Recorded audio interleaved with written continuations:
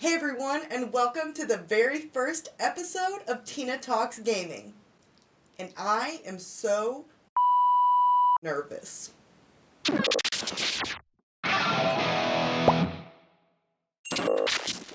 Here on this channel, we talk video games, mostly for PC, but sometimes for PS4 and Xbox One. Anything from reviews to game-related news and info videos.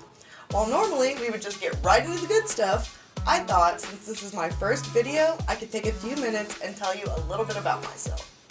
I am a professional photographer, well, according to this fancy 4-year degree that I'm probably going to spend the rest of my life paying off. Fancy 4-year degree does not include any video experience. Please be kind. Professional photographer who absolutely loves video games with a passion and plays a lot of them. I always find myself wanting to talk about gaming with the people that enjoy it as much as I do. So, here we are. I'm Tina, and today, let's talk about Cyberpunk 2077's photo mode. Today's video isn't a review for the game. We won't be discussing gameplay, bugs, or anything other than a quick overview of what photo mode has to offer, and I'm going to give you some tips and tricks on how you can take better photos. Love it or hate it, you can't say that the game doesn't look visually stunning, and that can make for some awesome in-game photography. Quick story time. If you'd like to skip, I'll put a timestamp down below. When I heard shortly after the game's release that there was going to be an official photo contest, I couldn't wait. This was my two passions, photography and gaming combined. This contest felt like it was made for me, and I was going to win this thing. So I spent hours and hours in photo mode agonizing over getting that perfect shot. Finally, after weeks, I submitted what I thought was my best. Many days later. And I didn't even place. But that's okay, because I had a ton of fun and I came away with a bunch of photos that I'm really proud of. And the people that did win did an amazing job and totally deserved it. Now that I've shared some of my favorite shots with you, let's get to the fun stuff. To jump into photo mode, press both sticks in on your controller. You can also press N on your keyboard, but we're going to be using a controller for this video. The first tab we have is the camera tab. Here we have access to two different camera types, one being the drone camera, which allows you to go 360 degrees around your character, or the first-person perspective camera. This is limited just to V's perspective, and you have a lot less freedom in what you can do versus the drone camera, so I don't recommend it, although you may find some uses for it depending on the situation. The preset tab gives us access to 9 different presets for framing our shot. While I don't use them often, I sometimes find that they can give me a unique perspective on an angle that I may not have thought of using before, and sometimes they can work out really well. Next is field of view. This gives you the freedom to shoot as if you were using a telephoto or a wide-angle lens. And rotate allows you to rotate 60 degrees on either side, which can be really useful when you're framing some cool shots. Next we have depth of field. This is your aperture settings. Here you'll decide if you want to have a shallow or deep depth of field, which simply put is just how much of the background do you want to be in focus. You have the option to disable it completely so that everything in the shot is in focus, or with it enabled, you also have access to the autofocus setting and the aperture settings. With autofocus turned off, you have the option to set your own focal distance, which is the best way, in my opinion, to get the shot that you want with the focus that you want. And under aperture, this would be called our f-stop in photography, we have 1.2 to f16, 1.2 being the most shallow depth of field, all the way up to f16 being the most deep depth of field. Under the pose tab, we have about 12 different expressions to choose from, as well as poses in 2 different categories, idle and action. Idle contains around 40 poses, while action has around 23. Any pose that contains a gun has the option to turn the muzzle flash on or off, and this can really affect your lighting in a scene. In fact, it could be a useful tool to bring some light into a scene that otherwise may have been too dark. We also have the option to move V around in the frame. We can rotate 360 all the way around. We can move left, right, or we can get closer or farther from the camera. So if you're not standing in the exact right place, don't worry, because that's something that you can adjust in the pose settings. The Effects tab lets you do some basic in-game editing. You can adjust your exposure, contrast, highlights, add a little bit of a vignette, chromatic aberration, or some grain for a little bit of a grittier look. And under Effect, you can find 15 different preset filters that can really change the look of your photo. Last but not least, we have the Stickers tab, which gives you access to tons of different stickers that you can stick anywhere you want on your photo. You can move them around, you can spin them, move them up and down, make them smaller or bigger, and there's really a lot of ways you could get creative here. There are 10 slots for 10 different stickers. There are also 49 different really cool frames that can be used to make some pretty killer compositions. There's also a feature that lets you cut V out and place them on a background. I think there's 9 different backgrounds in total. If you found a sticker or frame combo you really like, you can also save them in one of 3 available slots under the Load Save tab. These same settings can now be used later on other photos, even after you've closed out of photo mode.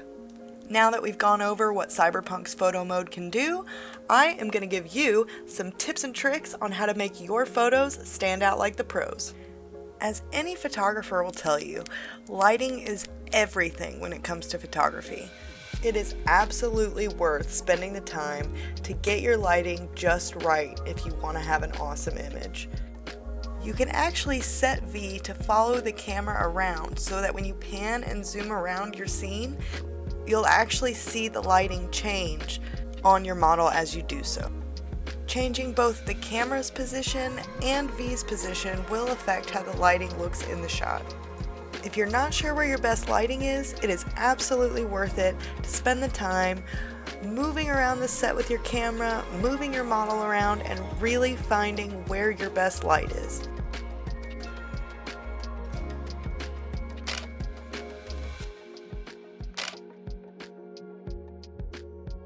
Play around with your angles and your settings, because sometimes just moving around can change the shot completely and give you an entirely different lighting setup.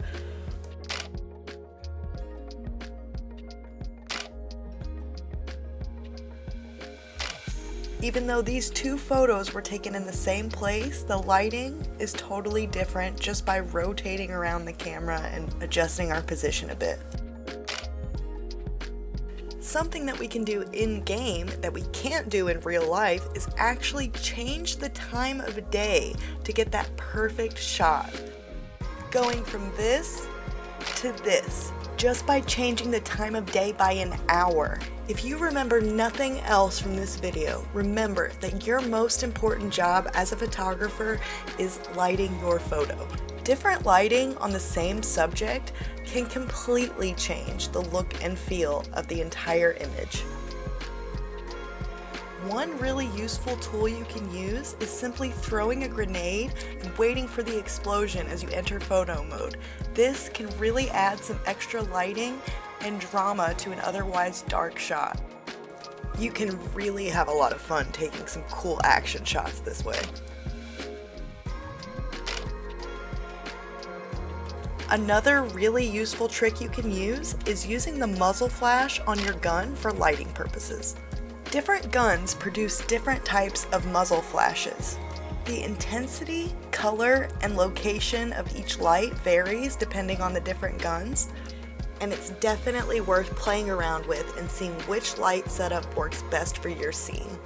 I use this trick often when I'm trying to photograph some cool looking NPCs, but sometimes the lighting just isn't right. So pop that muzzle flash and use V like a light stand to get that light exactly where you want it and get your perfect shot.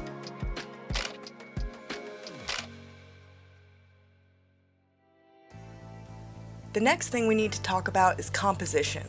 It's important for your photos to be engaging to your viewers, and that's where composition comes in. Applying the rule of thirds is a really easy way to make sure your composition is strong and keeps your viewers engaged. The grid you see on the screen when you enter photo mode is there to help you apply the rule of thirds method. If you're not using this method and you start to use it, I promise you're going to see an instant improvement in your photography. The rule of thirds tells us that our subject should be placed somewhere on these lines, pushing your subject to either the right or the left, as opposed to keeping them in the center. The points where the lines intersect should be points that you want your viewer to focus on. For portraits, ideally, the person's head and eye line should fall about there. The rule applies for landscape as well. The important thing to remember is these are guidelines. So if you think a composition looks good but it's not quite matching up exactly on your lines, don't get hung up on it and take the shot. Rules are made to be broken after all. In my opinion though, it's important to learn the rules before you break them.